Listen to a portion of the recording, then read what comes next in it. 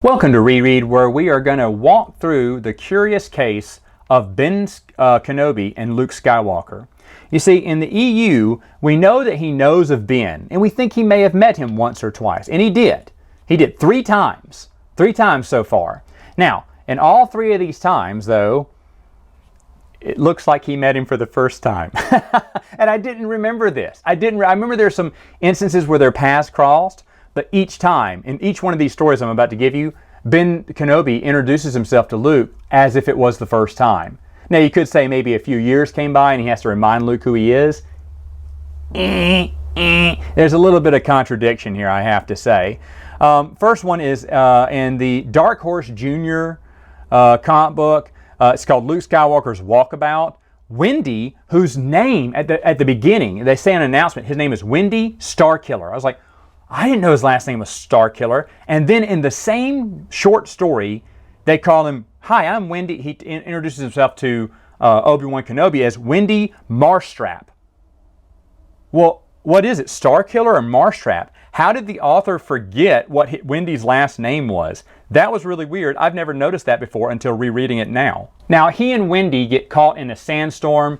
I think Luke loses his dewback in the sandstorm and they're kind of trapped there. Of course, Obi-Wan hears that two kids are trapped in a sandstorm, one being Luke Skywalker, the other being Starkiller, who turns out to be Marstrap.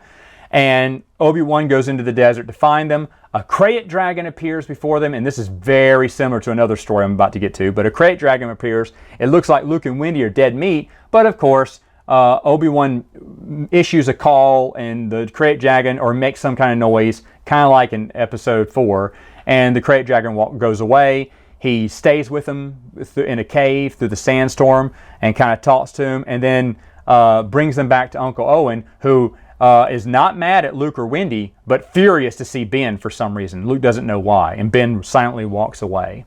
You know, and I was like, oh, okay, so I guess they first met then. And then you read the little golden book called Adventures in Beggars Canyon.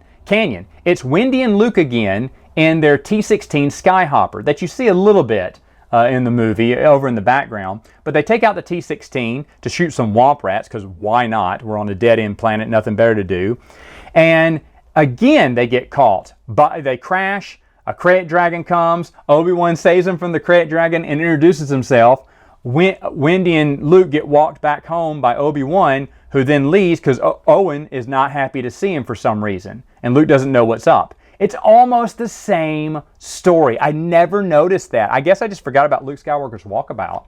But they encounter krayt dragons, he and Wendy do, once on a dewback, second time while trying, on a crashed T-16. Obi-Wan rescues them the same way just about, and, introduces himself to Luke again. He'd think, oh wait, this is the same guy from this krayt dragon from last time, right?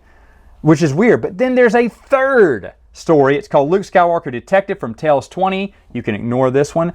But there is a bully called Gorm. He's an alien, and they're on these like little speeders, mini speeder bikes, and Luke and some of his friends are speeding along. Gorm challenges him to a speeder arena, which is like a steel cage, where the motorcycles would go around and around in it. It's basically speeders going around and around. So Luke says, okay, I'll be there. And so he shows it the next morning, but Gorm is dead. But the only tracks walking into the pit are his and Luke's.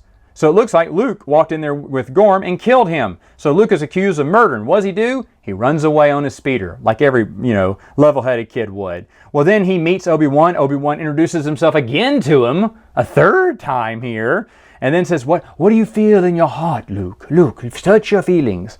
And so Luke Lee searches his feelings and realizes, wait a minute, Gorm is the dirtiest player in the history of speeder bikes or whatever, and he was trying to get this like thin little cable wire so when people fly through there, it chops, knocks them off their bike, and he wins. And so Luke somehow determines that he wrapped the cord around his neck and was wrapping it around his pole from his neck and told his buddy to pull. When his buddy pulled, his neck got caught and it choked him out and killed him. And then his buddy's like, that's not what happened. And then they search his buddy's bike and here's the wire. Okay, I hope it has traces of DNA on it. But anyway, the Rodian gets arrested, and Luke says, I listened to Obi-Wan, who said, trust my feelings. I wonder if I'll see him again someday. That little thing there. But I never knew that Obi-Wan introduces himself to Luke 3 different times in the EU, and 2 of them are very, very similar. Now, again, it could be after a few years or so, Luke just forgot about him. But how do you forget about someone saving you from a Krayt dragon twice? These are all like Star Wars Tales is a little golden book, a little Dark Horse Junior comic book. All these are little things, and obviously the writers were not doing their homework and thinking no one's ever shown the first introduction of Obi-Wan and Luke Skywalker. And with all these little minor stories, yeah, there is some inconsistency there, but I did find it funny that there were 3 origin stories of how Luke met Obi-Wan.